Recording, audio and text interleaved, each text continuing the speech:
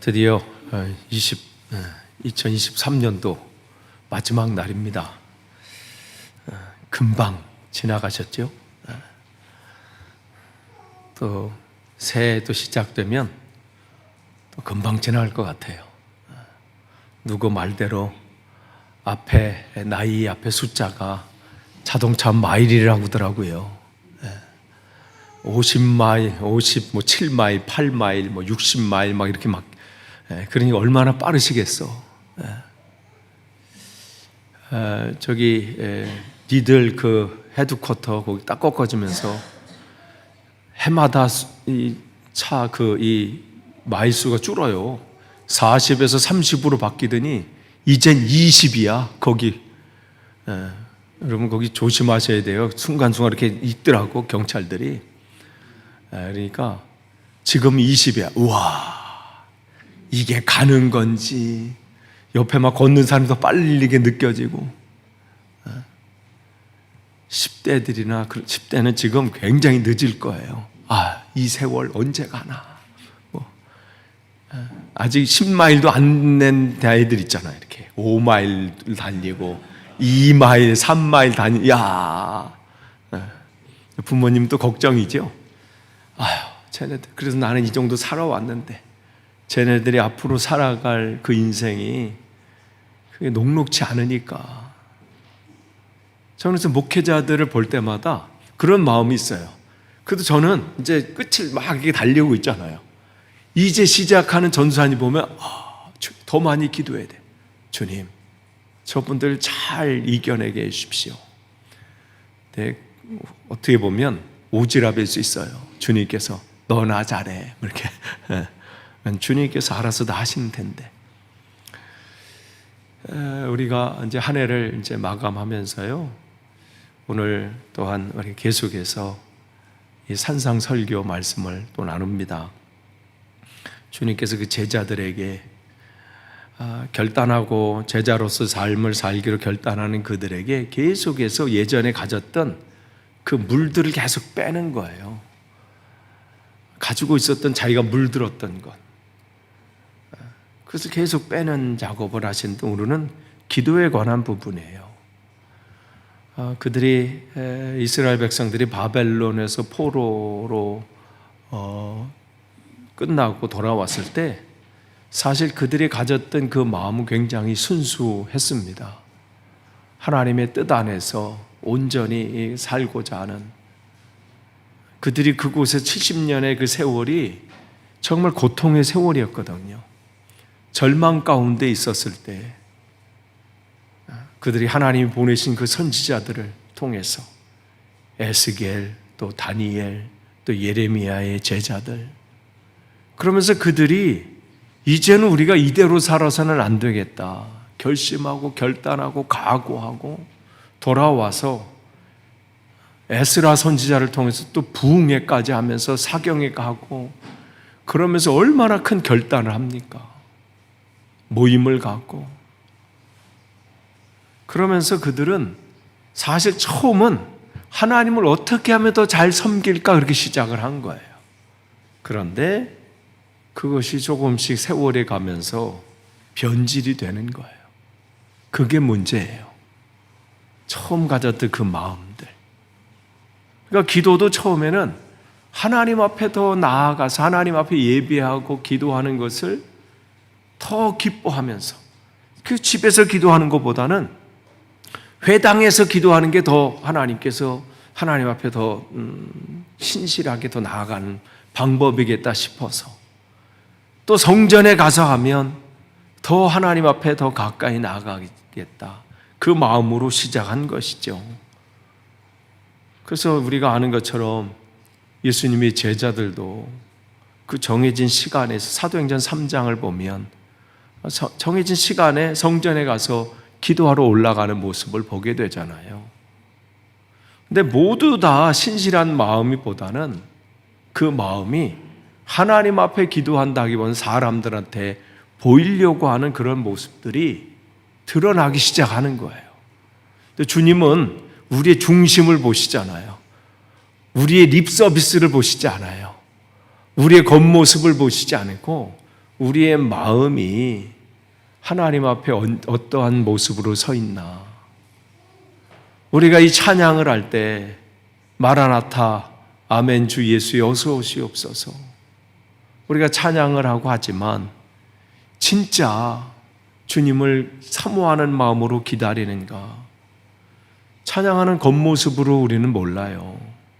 근데 그 마음으로 진짜 주님을 사모하는지 주님은 아시죠.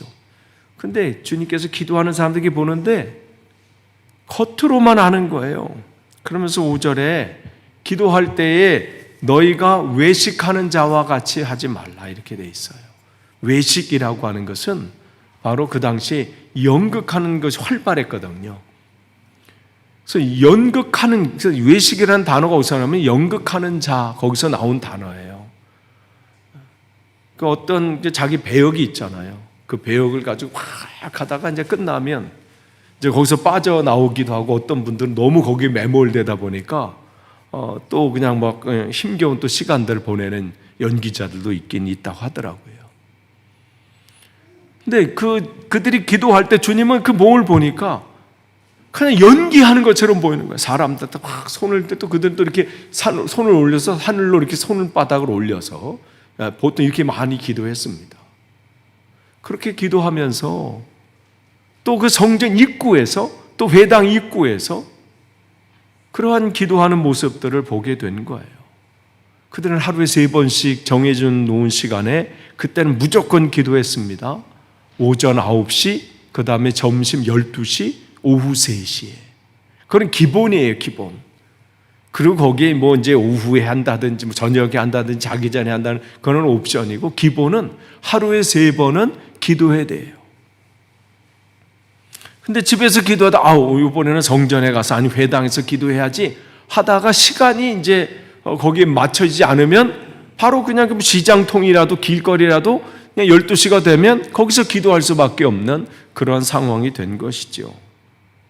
그런데 그렇게 했던 것이, 그때는 시간을 잘 못 맞춰서 했던 것이 이제는 의도적으로 시장에서, 사람들 많은 곳에서, 왜냐하면 사람들이 보는데 저분은 대단하네, 늘 기도하시는 분이네, 그 칭찬이 즐거운 거예요. 주님께서는 그들을 보면서 그들의 그 겉모습만 보고, 또한 그들을 회당과 큰 거리 어귀에서 기도하기를 좋아하느니라. 그러면서 그들은 자기 상을 다 받았다. 누구에게 받은 거예요? 다른 사람들의 칭찬으로 받은 것이죠. 그러니까 그 시대의 삶의 이 신앙이 정말 시작은 그러지 않았는데 변질된 모습을 보게 되지요. 그러면서 6절에 진실 너에게 이르노니 그들은 자기 상을 이미 받았느니라. 너는 기도할 때 또 뭐라고 말씀하시냐면 내 골방에 들어가 문을 닫고 은밀한 중에 계신 내 아버지께 기도하라. 은밀한 중에 보시는 내 아버지께서 갚으시리라. 그러니까 제자들에게는 주님께서 너희들은 달라야 된다는 거죠. 내가 누구에게 기도하고 있는지 그거를 보라는 거예요. 사람들을 보이려고 하는 것도 아니고, 사람들에게 인정받으려고, 목사님에게 인정받으려고, 아니면 어떤 분에게 인정받으려고 하는 것이 아니라 너는 하나님 앞에 기도하는 것이다. 그렇기 때문에 주님은 이 기도의 바른 관계를 우리에게 말씀하시는 거예요. 기도의 바른 관계는 뭐예요? 하나님과의 관계 속에서 기도하는 거예요. 내가 기도하는 게 누구에게 기도하는 것인지 이걸 알지 못하면요, 바울이 아테네에 방문했을 때 알지 못하는 신에게 해놓고 그들에게 기도하잖아요. 누구에게 기도하는지 모르고 기도하는 거예요. 은밀한 중에 계신 내 아버지께 기도하라. 하나님을 아버지라고 부를 수 있는 이보다 큰 특권은 없습니다. 우리가 하나님을 바로 알아야 돼요. 하나님은 내가 은밀한 중에 기도해도 모든 것에 우리의 주제로 계십니다. 모든 것에 계신 분이에요. 그걸 우리가 주님의 주제권이라 이러지요. 즉 모든 곳에 계시고 우리의 왕이 되시고 우리의 주권자가 되신다는 거예요. 그러니까 이 세상의 모든 것을 다 쥐고 계신 우리는 왕 앞에 나아간다는 마음으로 기도하는 겁니다. 그렇기 때문에 주님은 제자들이 앞으로 기도해야 될 일이 참 많은데 그 기도를 누구에게 지금 해야 되는지, 어디서 그 힘이 오는지 그것을 지금 가르쳐주고 계십니다. 그러면서 또 7절에 기도할 때 이방인과 같이 중언부언하지 말라. 그 당시 기도의 패턴은 어떻게 됐냐면 오래 많이 얘기하면 그는 기도의 능력이 나타난다고 생각했습니다. 여러분 열왕기상 18장 26절에 보면 바알 선지자들과 엘리야가 영적인 싸움을 하는 장면이 나오잖아요. 그들이 자기들의 신 바알한테 기도하는데 반나절 동안 얼마나 소리 지르면서 기도하는지 몰라요. 그런데 응답이 있었습니까? 없는 거예요. 방향이 달라졌기 때문에 그렇지요. 사도행전 19장에 보면 바울이 3차 전도여행을 하면서 쭉 다니다가 에베소에 갔어요. 그런데 그곳에서도 잘못된 신에게 간구하고 몸부림치고 바울이 복음 전하는 것을 방해하면서 거기 기도하는 자들이 있어요. 그들이 2시간 동안 바울을 방해하면서 그도다 에베소 신이여 하면서 얼마나 부르짖는, 열심으로 따지면요 대단할 거예요. 여러분 2시간 동안 소리 지르면서 부르짖는 거 쉬울 것 같아요? 쉽지 않아요. 때로는 재미없는 영화 2시간, 와, 어디다니 쓰러질 뻔해 막 이렇게. 어떻게 저렇게 만들었을까? 그래도 끝까지 뭐가 나오겠지 하면서 보다가 잠들어. 근데 그들도 그냥 크다 에베소 사람이요. 2시간씩. 그러니까 그런 것들이 이방 종교들에게 많았어요. 오랜 시간 크게 소리지고 오랜 시간 동안 하면 된다고 생각했던 것이죠. 그런데 그러한 영향이 유대인들에게도 온 거예요. 그래서 그들도 기도하면서 그들에게 대표적인 기도가 18가지 기도의 제목들이 있어요. 기도문들이 있어요. 그리고 이 기도의 시간에 정통한 유대인들은 다 그 읽어야 돼. 그 기도문들을. 이럴 땐 이 기도문 또 하고 또 이거 18개. 지난주 우리 성경 암송을 했어요. 대단하십니다. 오늘 시상을 해요. 우리 광고 때. 네 분 다 등수에 들었어. 이렇게. 나이별로 있고요. 이게 연령별이 있고 또 성별도 있고 뭐 다양하게. 쉽지 않으셨죠? 머리에 남으신 거 있으신가? 지금 이렇게? 그냥 요 자세로 하셔야 돼, 권사님은 이렇게. 여기 나오신 거 보니까 그분들이 어떻게 외웠는지가 딱 나와. 그러니까 그들은 그 기도 18가지 기도문을 계속해서 그냥 1번부터 해가지고 2번, 3번, 4번, 18번까지 딱 하면 기도 끝. 다음에 또 기도할 때 또 1번부터 쭉. 그래야 하나님이 다 들어주신 줄 아는 거예요. 물론 나중에 하나가 더 추해서 19개가 되긴 했지만 지금은 정통 유대인들 계속해서 그걸 암송합니다. 그러니까 다양한 식사 전에 기도가 있고요. 식사 후 또 기도가 있고요. 태풍이 올 때 하는 기도가 있고요. 번개가 칠 때 하는 기도가 있고요. 무슨 나무 앞에서 하는 기도가, 모든 요소마다 기도문을 다 만들어 놓은 거예요. 강을 보고 드리는 기도, 바다를 보고 드리는 기도. 뭔가 빠졌다면 또 만들어가지고. 그러니까 주님은 그들의 그런 형식적으로 하는 것, 처음에는 하나님을 사모하는 마음을 보면서 이 강을 만드신 주님을 어떻게 하면 하나님을 기뻐하게 찬양할까 하면 나오는 시가 나오는 거라면 나중에는 그게 습관이 돼버린 거예요. 그래도 이거 보고 한 번 또 해야지. 또 나무 보고 또 한 번 해야지. 좋은 소식 들었을 때 드리는 기도, 나쁜 소식 들었을 때 드리는 기도. 습관적으로 해버리는 것이죠. 주님은 그들처럼 똑같이 중언부언 한 소리 또 하고 한 소리 또 하고, 자기가 지금 무슨 소리 하는지도 모르고, 이 구절 끝나고 그러면 앞에 내가 무슨 얘기했지? 그렇게 모르는 기도를 하지 말라는 거예요. 그들은 말을 많이 하여 들을 줄 생각하느니라. 그러므로 그들을 본받지 말라. 구하기 전에 너에게 있어야 할 것을 하나님 너희 아버지께서 아시느니라. 우리의 모든 것을 아시는 주님이시라는 거예요. 그런데 문제는 여기서 나와요. 다 아시면 굳이 우리가 기도할 필요가 있는가? 이러한 질문이 하실 수 있어요. 그렇잖아요. 다 아시는데. 우리 아이 중에서 어떤 물어봐서, 아빠 다 아신다는데 굳이 내가 기도할 게 있나요? 그런데 그럼에도 불구하고 기도할 이유가 있습니다. 첫째로는 기도는 어떠한 나의 요구나 나의 필요를, 그런 것도 기도하는 것이지만, 기도의 본래는, 이 기도해야 되는 이유는 나 자신의 변화를 위해서 기도하는 겁니다. 기도는 그렇기 때문에 내가 하나님 앞에 서서 내가 아직 바꾸지 못했던 것, 하나님 앞에 변화받지 못한 것, 하나님 앞에 그것을 간구하는 것이죠. 옛날에는 나의 욕심, 나의 욕망, 나의 뜻을 하나님 앞에 관철시키고 어떻게 하면 하나님 앞에 이것을 해결받아 볼까 하는 그러한 오랜 기도가 필요했다면, 이제는 하나님의 뜻을 찾아서 하나님께서 원하시는 바가 뭐고, 하나님 이 상황 속에서 하나님께서 나에게 말씀하시고자 하는 것이 무엇입니까?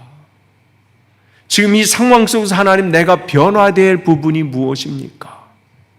하나님 저 사람과 나 사이의 관계가 지금 틀어져 있는데, 예전에는 하나님 저 인간을 좀 바꿔주십시오 기도했다면, 이제 기도는 하나님 이 관계 속에서 내가 바뀌어야 될 것이 무엇입니까? 내가 버려야 될 것이 무엇입니까? 그렇기 때문에 기도는 나 자신의 변화를 위해서 기도를 해야 되는 겁니다.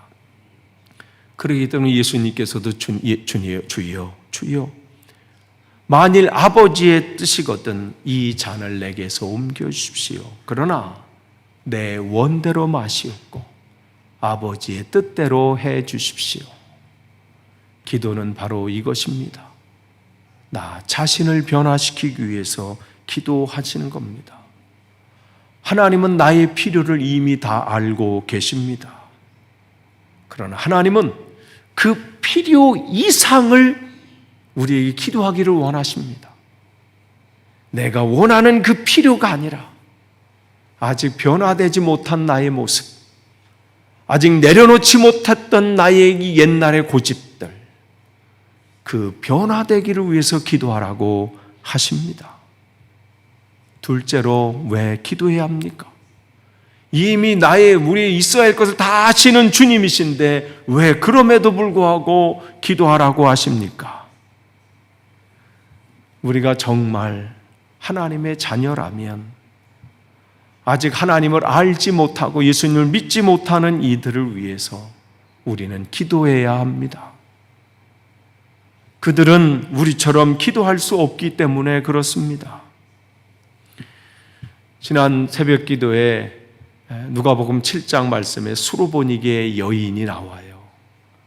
그 이 외국인 여자는 삶의 한 가지 가장 큰 문제는 뭐냐면 자기 딸이 귀신 들렸다는 거예요. 그것 때문에 그 딸은 인생을 살 수가 없는 거예요. 그 엄마는 그 딸의 문제만 해결되면 자기는 모든 것이 없어져도 괜찮다는 그 마음을 가졌겠지요. 그래서 이 방법 저 방법을 다 해보지만 방법이 없어. 근데 어느 날 예수님의 소문을 듣습니다. 예수님이 나를 어떻게 생각하는지, 나 같은 여자를 어떻게 생각하는지 그 중요하지 않아요. 거기에 있는 유대인들이 자기를 멸시하거나 배척하거나 그러할지 그거 중요하지 않습니다. 자기 딸만 평안해지면, 치유되면 그게 해결 문제지요. 주님 앞에 다가와요. 주님을 찾아옵니다. 몸부림치면서 주님 앞에 간구합니다. 내 딸을 불쌍히 여겨주십시오. 그때 주님은 뭐라고 말씀하세요? 자녀들에게 줄 빵을 개들에게 주는 것이 마땅치 않다. 세상 말로 개 같은 여인이라는 거예요. 이쯤 되면요 싸우자는 얘기죠. 이쯤 되면요 다시는 보지 말자는 얘기야. 근데 뭐라고 합니까? 내가 개들도 주인의 상에서 떨어지는 그 빵 부스러기를 먹지 않습니까? 이 엄마에게는 뭐가 중요한 거예요? 자기 망신당하거나 마음의 상처를 받아 이게 중요한 게 아니라 이 딸이 치유되는 게 중요한 거예요. 지금 이 딸은 지금 귀신에 사로잡혀서 자기 인생이 어떤 인생을 사는지도 몰라요. 그냥 거기에 사로잡혀서 그냥 그걸로 끝나는 인생인 거죠. 이 딸을 위해서 누군가는 기도해야 되잖아요. 이 딸을 위해서 누군가는 간구해야 되잖아요. 누가 간구하겠어요? 옆집 사는 사람이 하겠어요? 지나가는 어떤 사람이 하겠어요? 엄마밖에 없어요. 왜 우리가 기도해야 됩니까? 여러분 가족 안에 아직 주님을 모르는 이들이 있잖아요. 그들이 기도할 때까지 기다립니까? 내 남편이, 내 아내가, 우리 부모님이 기도할 때까지 나는 기다릴 거야. 하나님이 아쉬우시면 우리 부모님 기도하게 하시겠지. 여러분이 기도해야 되잖아요. 그 어머니를 놓고, 그 아버지를 놓고, 그 자녀를 놓고, 사랑하는 형제 자매를 놓고, 사랑하는 이웃을 놓고 누가 기도하겠습니까? 그래서 기도하는 거예요. 그 영혼을 놓고 기도하는 겁니다. 그런데 여러분 기도할 때 보면 놀라운 일들을 발견하잖아요. 여러분의 기도의 제목을 가지고 기도할 때는 잘 응답이 더딘 것 같은데 남을 위해서 기도할 때는 그 응답은요 금방 되는 걸 느껴지잖아요. 왜 그런 것을 느끼게 해주세요? 네 문제는 내가 알아서 할 테니 너는 그 영혼, 아직도 기도하지 못하고 있는 그 영혼, 아직 주님을 알지 못해서 무엇을 간구해야 될지 모르는 그 영혼을 놓고 네가 간구해야 된다. 그걸 알게 해주시는 거예요. 그래서 우리의 기도가 필요한 겁니다. 그 다른 사람을 위한 기도. 끝으로 세 번째, 왜 기도해야 됩니까? 우리의 모든 것을 다 아시는 그 주님이신데 왜 우리 기도를 또 하라고 말씀하십니까? 우리 안에 있는 죄 때문에 기도해야 합니다. 우리 안에 주님의 성령이 내 안에 내주하셔서 늘 그분의 인도함을 받아야 되는데 우리가 어떻게 해요? 그렇게 결단하고 결심해도요 조금만 되면 내 본성대로, 내 본능대로, 내 감정대로 살아요. 성령의 지배를 받기 위해서 기도해야 돼. 주님, 내 안에 주님의 영이 임재하셔서 나를 다스려 주십시오. 위기 때 위기가 보이는 것이 아니라 위기 때 하나님이 보여지게 해주십시오. 삶의 문제가 나를 압도해서 나를 삼키려고 할 때 그 문제가 보이는 것이 아니라 그 문제 속에 계신, 그 문제를 이기게 하신 하나님이 보여지게 해주십시오. 성령으로 채워지기를 위해서 기도하는 거예요. 그래서 우리가 주님께서는 기도하라고 말씀하시는 거예요. 기도하지 않으면요, 지금 뭔가 막 채워져서 주님의 은혜로 모든 걸 이길 것 같아도 조금만 어떻게 되면요, 금방 사라져요. 여러분, 자동차 오래 안 타고 세워놓으면 어떻게 돼요? 타이어가 그냥 그대로 빵빵해지지 않더라고요. 오래도 어느새 그게 누가 뺀 것도 아닌데 맞아서 이게 그렇잖아요. 또 채워야 되잖아요. 우리 뭐 음식은 여러분 1년 365일 몇 끼 드셨나요? 올해 이렇게 끼니를 한번 따지면 그때 내가 못 먹은 끼니, 그때 빼먹었는데 계속해서 먹고 또 채우잖아요. 사단도요, 하나님의 은혜가 우리가 고갈되는 그 시점을 너무나도 잘 알아서 그 타이밍을 뚫고 들어와요. 그래서 우리를 무너뜨리려고 합니다. 틈을 두고 와요. 그걸 알았던 베드로는 대적하라, 싸워라. 너희 대적 사탄이 우는 사자와 같이 두루 다니며 삼킬 자를 찾는다. 왜 기도해야 합니까? 하나님의 성령으로 채워지기 위해서 기도해야 되는 거예요. 기도의 장소가 중요한 것은 아닙니다. 기도하는데 시간을 길게 들어주시는 것도 아닙니다. 반드시 기도원이나 어떤 장소에 가서 기도해야 들어주시는 것도 아닙니다. 무슨 100일 기도, 무슨 40일 기도 정한다고 해서 특별히 더 잘 들어주시는 것도 아닙니다. 그러나 함께 모여서 기도하는 것은 대단한 힘을 가집니다. 처음 교회에 그 능력이 어디서 나왔어요? 모여서 기도하는 데 있었습니다. 그렇기 때문에 우리가 함께 이렇게 모여서 같이 기도하고, 금요 기도에 모여서 기도하고, 우리가 다음 주에, 이번 주죠? 이번 주 금요일 저녁, 토요일 저녁, 또 주일 예배, 또 식사 후에 오후 예배 4번 걸쳐서 또 우리가 신년 집회를 합니다. 주제가 주보에 나온 것처럼 하나님 사랑과 이웃 사랑이에요. 곽우성 목사님께서 또 내려오셔서 우리에게 말씀을 전해주시고, 또 저녁에 기도할 때는 또 안수기도 하실 겁니다. 우리가 함께 모여서 하나님 말씀을 사모하고 기도할 때 또 하나님의 놀라운 역사가 나타날 줄 믿습니다. 모인에서 기도하는 놀라운 역사가 있는 거예요. 아무쪼록 이제 우리 한 해를 여러분 잘 마무리하시면서 오늘 주신 말씀을 또 기억하길 원합니다. 주님께서 우리가 원하시는 그 기도의 자로 온전히 서기를 원하십니다. 여러분이 주님과 깊은 관계 속에서 여러분이 기도할 때마다 여러분의 삶이 변화되시고, 또한 여러분이 기도함으로 주님을 알지 못하는 그 영혼들이 돌아오고, 또한 여러분의 성령으로 채워져서 맡겨주신 귀한 사명 새해에도 온전히 감당하시기를 간절히 축원합니다. 기도하겠습니다. 하나님 감사합니다. 주님의 제자로 온전히 설 때에 온전히 주님과 바른 관계 속에서 기도할 수 있게 하시고, 또 주님이 주시는 그 능력을 기도를 통해 맛볼 수 있도록 인도해 주시며, 그렇게 주님이 주시는 그 은혜로 귀한 새해 또 맞이할 수 있도록 인도해 주옵소서. 감사드리며 예수님의 이름으로 기도하옵나이다. 아멘.